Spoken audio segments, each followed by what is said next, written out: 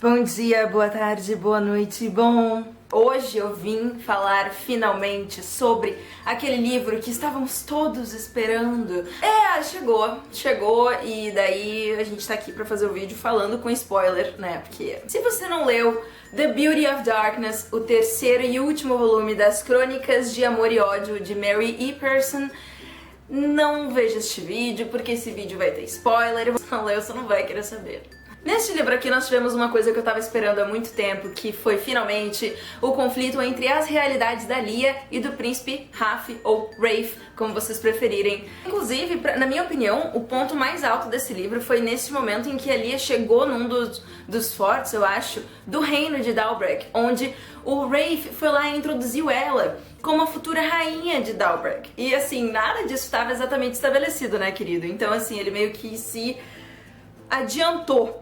Embora eles tenham dito que não queriam que os reinos ficassem entre esse amor que eles estavam cultivando, é claro que nessa realidade aqui, isso mostra que não é bem assim. E eu achei isso ótimo, porque criou um conflito, criou uma movimentação. Primeiro porque eu realmente pensava, eu ficava me imaginando, como vai ser quando a Lia chegar nesse reino? Ela vai ser rejeitada? Vai ter olhares tortos? E a gente viu que teve isso. As pessoas estavam mais aceitando ela porque o príncipe, agora rei, havia dito que era assim e pronto. Só que claro que não ia ser tão fácil. E aí já começou cheio de responsabilidade pro lado do Rafe ou do Rafe, que agora era rei. Gente, eu vou falar Rafe, tá? Ok.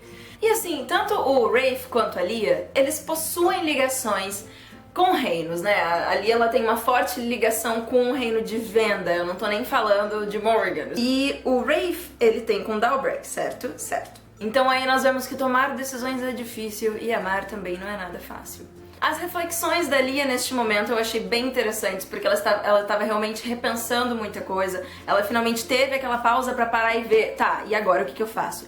Eu vou priorizar o meu reino, eu vou ajudar o Rafe, agora que ele é rei também, que afinal ela tinha várias intenções. E aí chegou aquele momento que ninguém queria que acontecesse, que foi o quê? A separação. Eu amei, porque assim, ai, que legal, eles não vão ficar juntos o livro inteiro. Não que eu não goste deles, eu adoro eles, eu torço por eles, mas não ia ter graça. O momento em que eles se separaram eu achei bem denso, mas ao mesmo tempo bem objetivo. Nada muito dramático, embora exista um drama, exista o drama do significado, eu acho que é mais do significado do que do acontecimento. E eu achei ótimo, porque não foi, né, aquela coisa recheada de oh my god, goodbye. Pouco antes disso, ela dá um sentido bem interessante para a decisão dela, né, de ir para Morrigan em vez de ir com ele para Dalbrek, que traz uma reflexão que é bem interessante em relação às escolhas femininas. Rafe, você já se perguntou por que tinha que ser eu a ir para Dalbrek para garantir a aliança? Isso não poderia ter sido obtido também com a sua ida a Morrigan? Porque sempre é a moça que precisa desistir de tudo. Minha mãe teve que deixar sua terra natal, Greta teve que deixar a dela, a princesa Hazel de Eilândia foi enviada a Kandora de forma a criar uma aliança. Por que um homem não pode adotar a terra natal da esposa?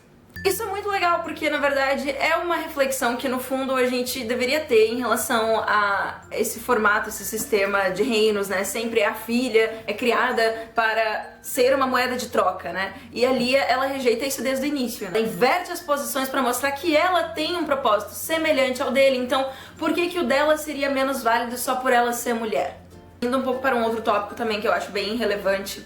Os personagens secundários neste livro são ainda mais importantes do que nos outros, isso eu achei bem interessante também, porque aqui eles são extremamente ativos e eles ajudam a fazer com que as coisas aconteçam. Eles realmente trabalham pra ajudar em pequenos detalhes, inclusive, né? Você sempre vê alguém assim, ah, eu não esperava que fosse ele. Claro que desde o início nós temos isso assim com a personagem Pauline, por exemplo. Aí no segundo tem os mais confiáveis soldados do Rafe. E isso é muito legal, é uma coisa que eu valorizo muito nesse livro, porque eu acho que os personagens todos têm uma profundidade, eles têm seus conflitos, eles não estão à mercê, eles não estão ali só para agir em função dos protagonistas, eles também estão criando as coisas, né, fazendo acontecer. Achei interessante quando a Pauline se colocou numa outra perspectiva, né, as coisas começaram a acontecer e ela sentiu as consequências. Então ela também foi se transformando e ela foi percebendo essa transformação. E no final, ela acaba se tornando também uma curiosidade, já que ela mudou tanto. Eu achei isso bem interessante. A autora soube conduzir a relação do Caden com a Lia, transformando mais em uma amizade, né? Ela foi desenvolvendo essas ações, sempre com essa ambivalência, mas daí você já tava meio que aceitando que não tinha chance ali, já tava subentendido muito mais cedo do que isso, mas a gente ainda tinha esperanças, não que eu torcesse por ele, mas eu torcia pros dois, então eu meio que queria mais uns carinhozinhos aqui com o Caden, enfim.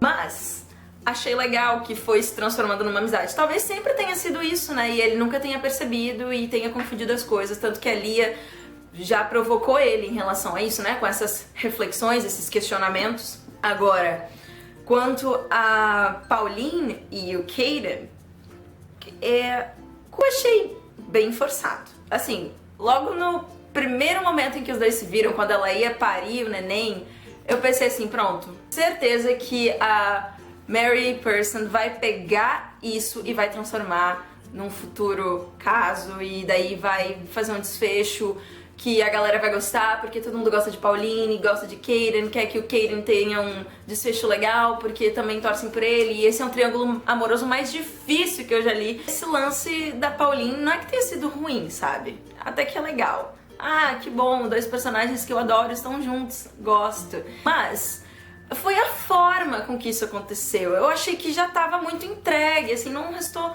nenhum pedacinho pra gente ter mas será que vai rolar mesmo? Não, mas eu achei um pouco clichê, sabe? Agora eu fico me perguntando se foi uma decisão mais, assim, só pra agradar o povo, ou se foi realmente com uma intenção de criar um desfecho que pudesse dar atenção, então, sei lá. Um ponto que eu não achei legal. Tem uma parte do livro, assim, um pouquinho depois da metade, ele ficou muito hollywoodiano, eu achei.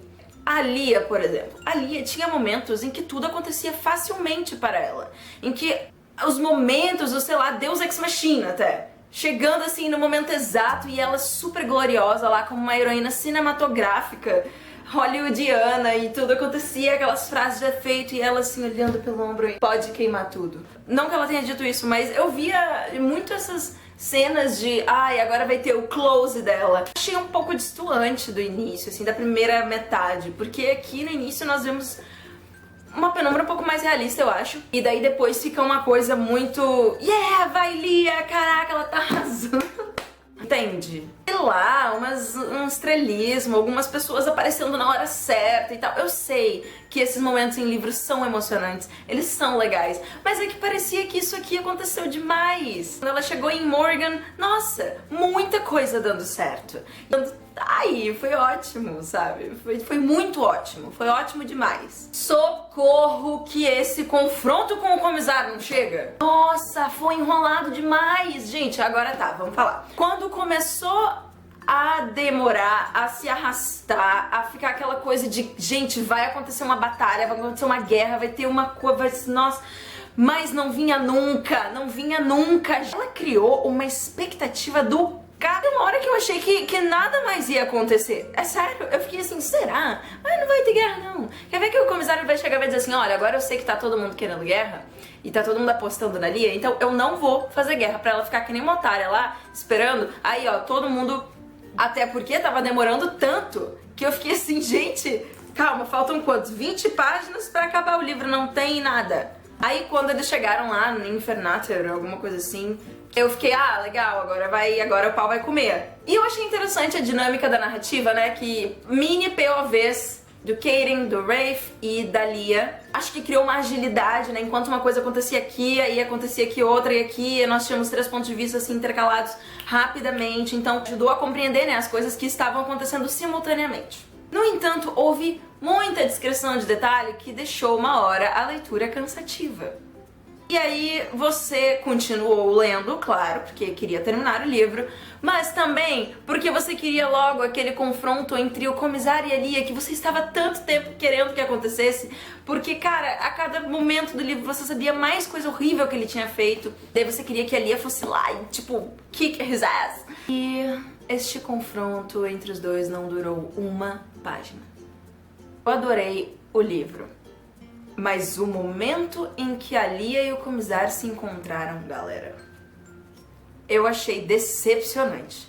No fim, ela não fez nada, ele não fez nada. A única pessoa que fez alguma coisa foi a Calanta, que foi lá e falou uma frase de efeito, e daí foi e se jogou em cima dele, e se jogou daquele picadeiro. Acabou. A autora até tentou dar todo um significado para este lindo gesto, mas eu detestei. Mary E. Pearson, você acabou com o meu coração. É sério, eu esperei tanto tempo por um momento que não veio. Eu não acreditei naquele diálogo. Eu não acreditei. O Comisar não teve espaço para ajudar na construção desse momento que devia ser marcante, que era o desfecho. Saca só.